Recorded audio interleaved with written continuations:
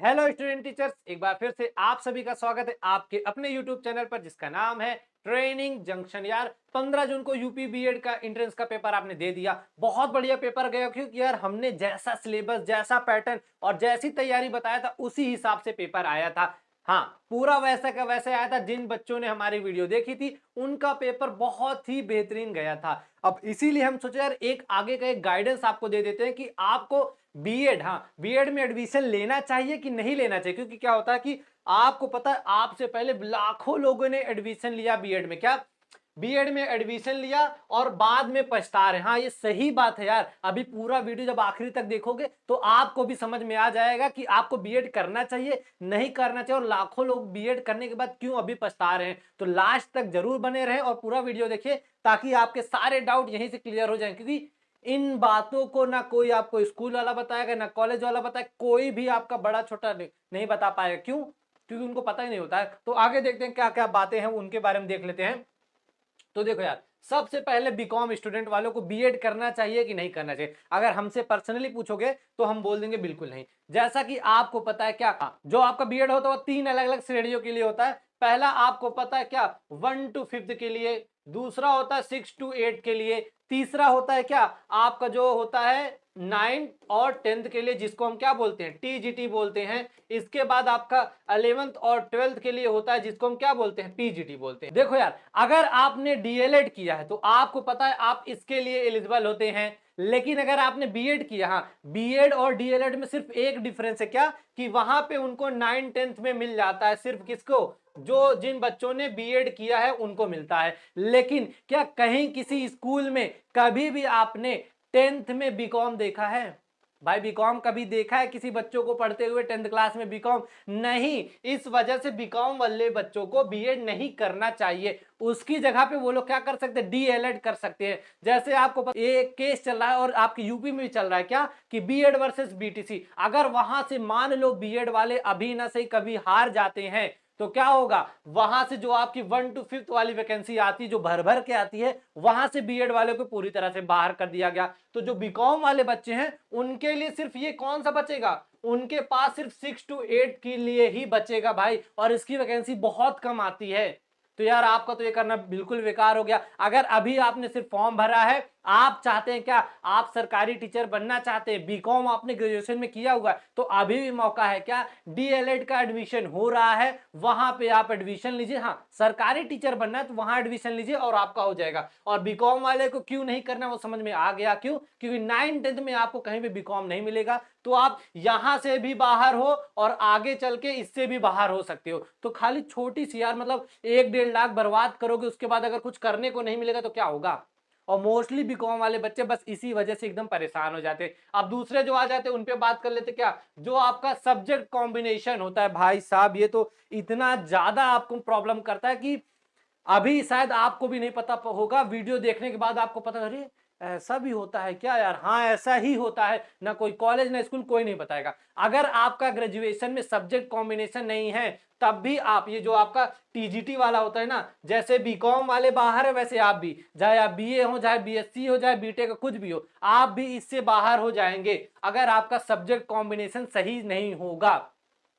अब सोच रहे हो सर सब्जेक्ट कॉम्बिनेशन ये कौन सी चीज आ गई। अरे यार सब्जेक्ट कॉम्बिनेशन मतलब अगर आप ग्रेजुएशन में लास्ट ईयर में हिंदी है, हिंदी के साथ आपका संस्कृत है, तब आपका सब्जेक्ट कॉम्बिनेशन बनेगा और आप टीजीटी का फॉर्म भर पाएंगे। अगर सिर्फ इकलौता ऐसा सब्जेक्ट है इंग्लिश, हाँ अगर आपका लास्ट ईयर में इंग्लिश है तो आपको कोई सब्जेक्ट कॉम्बिनेशन नहीं चाहिए, आप बड़े आराम से भर सकते हैं। अगर आपका मैथ्स या फिर साइंस साइड देख रहे हैं तो लास्ट ईयर में आपके दोनों सब्जेक्ट होने चाहिए, जो आपके मैथ्स का हो तो उसके साथ फिजिक्स हो, और अगर बायो हो, बायो के आपके दो दो सब्जेक्ट होते हैं, बॉटनी और जूलॉजी, वो होने चाहिए, तब जाके आपका ये कॉम्बिनेशन बनेगा। अगर आप क्या करते हैं, मान लीजिए लास्ट ईयर में आपका एक लैंग्वेज का सब्जेक्ट है, दूसरा आपका सोशल है, तब भी आपका सब्जेक्ट कॉम्बिनेशन नहीं बनेगा और तब भी आप क्या हो जाएंगे, इस वाले से टीजीटी से बाहर हो जाएंगे। इसलिए अगर आपका देख तो सब्जेक्ट कॉम्बिनेशन पहले देख लो बन रहा है कि नहीं बन रहा है। नहीं बन रहा है तो भाई साहब आप बीएड मत करो, आप बीटीसी कर लो। क्यों? क्योंकि आपको पता है इस वाली से आपको बाहर कर देगा, नहीं भी करेगा, बीएड कर रहे हो तो यहां से बीएड में सबको बाहर करेगा ना, खाली इतना बचेगा। और अगर रह भी जाएगा तो क्या ही मतलब रहेगा यार। अगर 6 to 8 का ही देखना है, आप अगर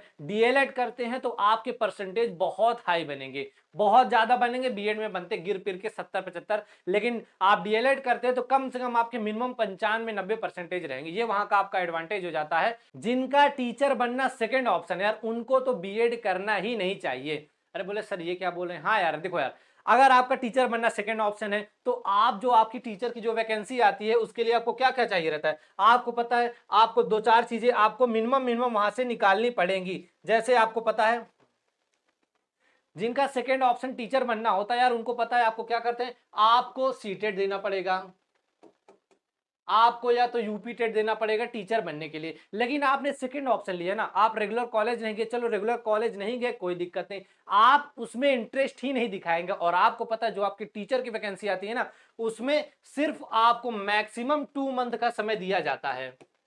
और यार अगर सीरियस हो कि आप कम से कम 8 मंथ मेहनत नहीं करेंगे तो ये वैकेंसी आएगी ना, ये आपके हाथ से चली जाएगी, हाथ से चली जाएगी, टाइम आपका वेस्ट, पैसा वेस्ट, सब कुछ वेस्ट। अगर सीरियस हो टीचर बनने लगे रहो यार, 1 साल नहीं आएगी, 2 साल, 3 साल, 4 साल आएगी ना। और आएगी, ऐसी जॉब होती है ना, इतनी सैलरी आपको देगी, बाकी कोई वैकेंसी आपको स्टार्टिंग में तो नहीं मिल सकती इतनी सैलरी। तो इसीलिए देखो यार, टीचर बनने के लिए पेशेंस चाहिए और आपका फर्स्ट चॉइस होना चाहिए, तभी आप इतने सालों तक रुक पाएंगे। नहीं तो 3-4 साल में आप प्राइवेट कहीं ज्वाइन किए, पता लगा वहीं 10-15 हजार कमा रहे हैं और इसका टीचर की आप तैयारी छोड़ दिए, वैकेंसी आई भी, हाँ वैकेंसी आई, तैयारी नहीं हुई, कब निकल गए, फिर बैठ के रोते रहो कि यार मेरा तैयार नहीं था, मैं क्या करूं क्या करूं। इसीलिए मैं बोल रहा हूं कि अगर अगर आप बीएड करना चाह रहे हैं, अभी चाह रहे कि आपका पैसा बर्बाद ना हो, तो 3 चीजें जो हमने बताई उसको ध्यान रखना। सब्जेक्ट कॉम्बिनेशन आपका एकदम बढ़िया होना चाहिए, तब आप बीएड करिए।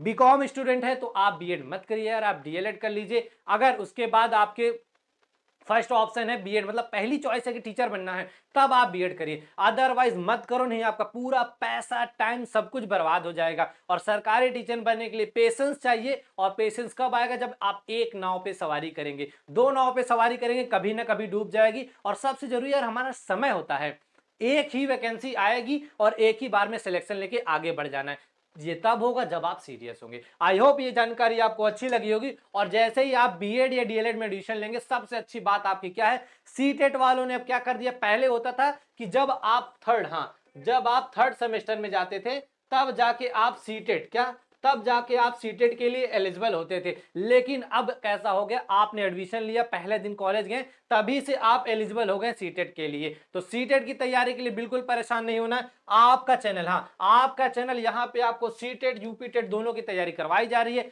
इसके बाद आपका जो सुपर टेट है, चाहे आपका डी प्लस भी है, उसकी भी तैयारी करवाई जाएगी। और टीचर एग्जाम से रिलेटेड जितने भी अपडेट आते हैं व्यवस्थित तरीके से आपको यही यानी ट्रेनिंग जंक्शन चैनल पे मिलेगा। तो जानकारी बढ़िया लेगे तो यार चैनल को सब्सक्राइब करो, लाइक करो, अपने दोस्तों के साथ शेयर करो। और फिर से बोलो, सीटेट की तैयारी करनी है, कोई भी चार्जेस नहीं लग रहा, बस अपने चैनल को सब्सक्राइब करो और जैसे स्टेप बाय स्टेप चीजें बता रहे हैं उसी तरह से पढ़ते रहो। और एक बार में बीएड करते करते अपना सीटेट निकालो, और जैसे ही वैकेंसी आए पूरे जोर लगा दो, एक बार में सरकारी टीचर बन जाओ, अपना अपने परिवार का नाम रोशन करो। उसके बाद अपने जो सपने हैं ना, उनको पूरा करो।